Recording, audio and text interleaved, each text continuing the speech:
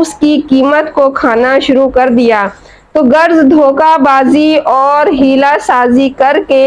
حرام کو حلال بنانے کی کوشش کرنا یہ بھی حرام ہے اور لعنت کی وجہ ہے۔ اس لیے اللہ تبارک و تعالیٰ فرما رہے ہیں کہ سود کھانے والے پر اور کھلانے والے پر، شہادت دینے والوں پر اور گواہ بننے والوں پر، سب پر اللہ کی لعنت ہے۔ یمحق اللہ الربا، اور اللہ نے سود کو مٹاتا ہے، ویربی الصدقات، اور صدقہ کو بڑھاتا ہے، واللہ لا یحب کل کفار، اور اللہ تعالیٰ کسی ناشکرے اور گنہگار کو دوست نہیں رکھتا۔ ان الذین آمنوا وعملوا الصالحات وَأَقَامُوا الصَّلَاةَ وَآتُوا الزَّكَاةَ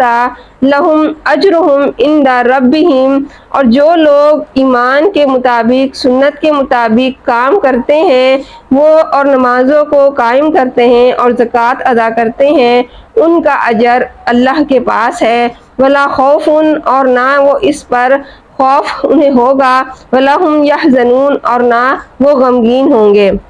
اللہ تعالیٰ فرماتا ہے کہ وہ سود کو برباد کرتا ہے، یعنی یا تو اسے بالکل غارت کر دیتا ہے یا اس کی خیر و برکت کو مٹا دیتا ہے۔ یعنی جو شخص لوگ سود لیتے ہیں وہ تو اصل میں یہ دیکھتے ہیں کہ ان کا پیسہ بڑھ رہا ہے، لیکن اصل میں اس کی خیر و برکت اللہ تبارک و تعالیٰ مٹا دیتا ہے، دنیا میں بھی اور تباہی کا باعث بنتا ہے اور آخرت میں بھی عذاب کا سبب بنتا ہے۔ جس طرح تمہارے دیے ہوئے سود سے جو تم مال بڑھانا چاہتے ہو وہ دراصل بڑھتا نہیں ہے، اسی واسطے حضرت عبداللہ بن مسعود رضی اللہ تعالیٰ عنہ کی روایت ہے کہ سود سے گو زیادتی ہو جائے لیکن اس کا انجام کمی ہی کمی ہے۔ ایک اور روایت میں ہے کہ امیر المومنین حضرت عمر فاروق رضی اللہ تعالیٰ عنہ مسجد سے نکلے تو دیکھا کہ اناج پھیلا ہوا تھا، پوچھا یہ غلہ کہاں سے آ گیا؟ لوگوں نے کہا یہ بکنے کے لیے آیا ہے۔ آپ نے دعا کی کہ خدایا اس میں برکت دے۔ لوگوں نے کہا یہ غلہ گراں بھاؤ بیچنے کے لیے ہے، یہ پہلے سے جمع کر لیا گیا تھا، یعنی اگر اس کو آپ ذخیرہ کر کے رکھو کہ جب اس کی ریٹ بڑھ جائے تو اس کو پھر فروخت کیا جائے، اس کو بیچا جائے تو یہ جائز نہیں ہے۔ تو حضرت عثمان رضی اللہ تعالیٰ عنہ کے جو مولا ہیں انہوں نے غلہ جو ہے وہ جمع کر کے رکھ لیا تھا،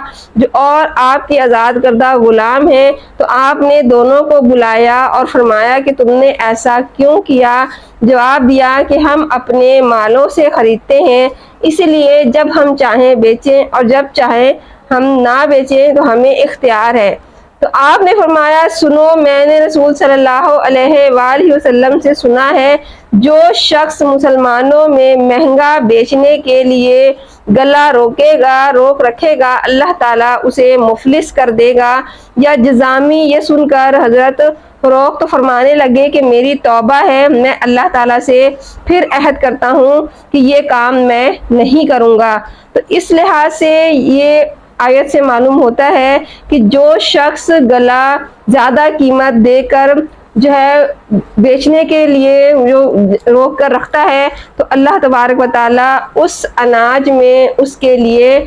زیادتی نہیں بلکہ کمی کا باعث رکھتے ہیں۔